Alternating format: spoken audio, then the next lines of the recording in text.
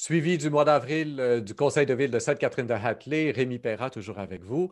Deuxième capsule dans laquelle on va parler cette fois-ci de contrats qui ont été donnés au niveau de la voirie. Mais on ouvre avec quelque chose d'assez spécial. La municipalité s'est faite voler des ponceaux.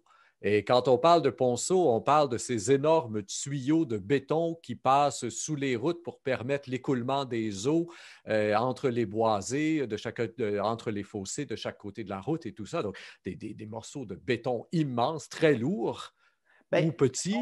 Monsieur souvent, Demers, expliquez-nous ouais. qu'est-ce qui vient d'être volé, puis comment est-ce que quelqu'un peut Ouais. partir avec ça sans qu'on s'en rende compte? Ah, vous avez bien raison. Puis sûrement qu'il y a des citoyens qui les ont vus passer sans se douter que c'était pas la bonne personne qui partait avec. Dans ce cas-là, on parle de tuyaux, oui, de calvettes, mais souvent en plastique. C'est du gros Ah, plastique rigide. La plupart du temps, on met de moins en moins de béton dans ce genre de produits-là, à moins d'avoir des très, très gros des endroits là, que ça prendrait absolument du béton. Euh, dans un terrain qui appartient à la municipalité, tout près du chemin Foran, du parc, derrière un parc qui nous appartient. Du jour au lendemain, les gens de la voirie sont arrivés là, puis il n'y avait plus rien. Tout avait disparu. De façon évidente, on se dit, bon, ben là, c'est ça, on a racheté. On a racheté quand même plus de 14 000. Évidemment, on avait moins que ça sur place, probablement l'équivalent de 2, 3 ou 4 000 difficile à évaluer pour concrètement aujourd'hui avec les prix des matériaux qui bondissent aussi rapidement. Ça fait qu'on l'a absorbé, on a regardé au niveau des assurances, mais pour les montants, ça ne valait pas la peine avec le déductible. Mais là, ce qu'on va essayer de faire, c'est avec les nouveaux, de situer un endroit plus sécuritaire que là où il était. je ne sais pas si vous avez justement sur la municipalité quelques terrains comme ça où vous déposez du stock, on pourrait Ouais. dire, mais sans surveillance. Il n'y a même pas de caméra, il n'y a rien du tout. Il n'y a aucun système de surveillance à nulle part. Présentement, on devrait probablement pas le dire publiquement, mais non, outre l'hôtel de ville, puis la salle communautaire qui est plus protégée. Mais dans le reste, il y a quelques caméras côté salle communautaire, il y a quelques endroits, mais très, très peu. On a des terrains comme juste voisins de l'hôtel de ville, l'ancienne maison de M. Roy. On a un vaste terrain de ce côté-là, mais on ne pense pas que c'est l'endroit idéal pour placer les choses. C'est quasi à même le village. On ne voudrait pas que les citoyens se mettent à accumuler du matériel près de chez eux, ben on n'essaiera pas de leur faire la même chose du côté de la municipalité. On ne se donnera pas un droit au-dessus de ce qu'on demande aux citoyens. Ça fait qu'on va essayer de trouver des endroits, peut-être avec un entrepreneur, avec des gens qui ont déjà des endroits plus sécurisés que celles qu'on a. Sinon, ça sera pour un très court laps de temps si ça doit se retrouver ailleurs. C'était la question qui me venait. Moi, le terrain de M. Roy, justement, vous venez d'y répondre, donc tout juste à côté de l'hôtel de ville, parce qu'on l'a acheté il y a un an et demi, 2 ans, je ne sais plus trop. Ah, ça Euh, fait et 5-6 ans. 5 ans, déjà, mon Dieu, le temps Ah oui, passe vite. plus. Ouais. Et il n'y a pas encore grand-chose qui se passe sur ce terrain-là. La municipalité n'a pas de garage municipal. Exact. Est-ce que c'est quelque chose qui, justement, pourrait être envisagé de construire un hangar qui serait, lui, sécurisé pour remiser là, tout le nécessaire? On a un tout petit atelier au bout de la salle communautaire, un coin qui est vraiment réservé pour la municipalité. Mais vous avez raison, ce qu'on veut voir dans les prochaines années, c'est au niveau du terrain de M. Roy à côté. Le projet de caserne est toujours dans les plans. D'ici 2, 3 ans, ça devrait être en même temps qu'on se dit, bon, ben, une fois qu'on aura bien situé, qu'on comprendra les normes, qu'est-ce que ça nous prend au niveau d'une caserne, quel espace qui nous reste sur ce terrain-là, pour bien l'aménager. On ne veut pas faire le contraire, s'installer un garage, puis après ça, dire bon, on n'a plus de place pour une caserne, puis on cherche du terrain.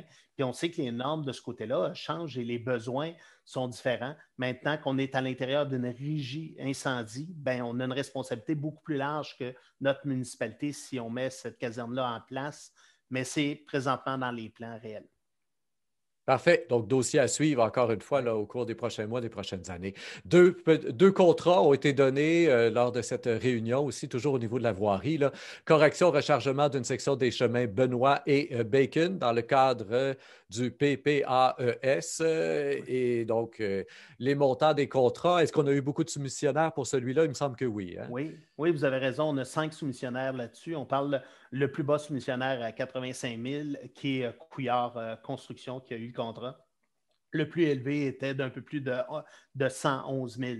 Ça fait que quand même une écart de ce côté-là, quand même, elle existe, mais on a la chance d'avoir plusieurs soumissions. C'est le rechargement. C'est vraiment sous notre processus de gestion de nos routes. On est à recharger certaines routes. C'est ce qui va être fait au cours de l'année. Et autre contrat donné, cette fois-ci pour l'ouverture et la fermeture des parcs. On espérait plusieurs soumissions, mais là, ça a été le contraire. Exactement. Dans ce domaine-là, on croyait vraiment, on dit, voyons, on doit être capable de trouver plusieurs soumissionnaires pour avoir un comparatif. Mais non, encore cette fois-ci, on a un seul soumissionnaire, même si on a demandé à plusieurs. Je pense que soit qu'il manque de personnel, les gens n'ont pas le temps ou c'est peut-être pas un contrat suffisamment intéressant pour eux. On parle d'un contrat d'un peu moins de 3 500 de 3 449 le chiffre exact. Ça fait que c'est donné au niveau de Jardin Eden à ce moment-ci. Puis il Je l'avait déjà voyais, fait. Je voyais sur la page Facebook de la municipalité de Sainte-Catherine de Hatley, vous avez l'habitude de partager là les liens là, des entrevues, évidemment, qu'on réalise ensemble. Et on avait fait une entrevue le mois dernier, pardon, sur le plus gros contrat qui a été donné à la municipalité au niveau des travaux là, sur la route. Et un citoyen avait mis un commentaire en dessous. Malheureusement, j'aurais dû noter le nom de la rue. Est-ce que vous l'avez vu? On parlait d'une rue Non?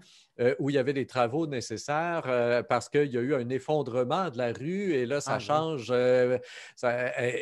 Donc, vous voyez là, de quelle rue je Oui. veux parler. Qu'est-ce qui se passe avec cette rue-là? Est-ce qu'on a quelque chose dans les cartons, justement, puisque le citoyen là, réclame via la page Facebook, évidemment? Ben, si c'est bien ce que je pense, c'est un endroit où on avait eu un problème vraiment au niveau de la route, qu'il y a eu une réparation rapide de fait, mais qui doit avoir des travaux au cours de l'été. Comme vous vous souvenez de notre coup d'eau qui date quand même d'un certain temps, le coup d'eau du 1er novembre, dans le fond, où il y avait eu des ponceaux complètement partis. Bien, ces réparations avaient été faites, mais il y a eu une continuité. La même chose dans ce cas-là. C'est un remplacement rapide pour être sûr que la circulation se passe, mais ça va être complété pour être bien fait. Voilà qui m'a fait à cette deuxième portion d'entrevue. Je vous invite, comme toujours, chers auditeurs, à regarder sur la page Au microphone Facebook. Il y a la liste de toutes les entrevues réalisées avec Sainte-Catherine de Hatley et vous pourrez ainsi écouter donc les autres entrevues réalisées au mois d'avril pour le suivi du Conseil de ville. Au microphone, Rémi Perra.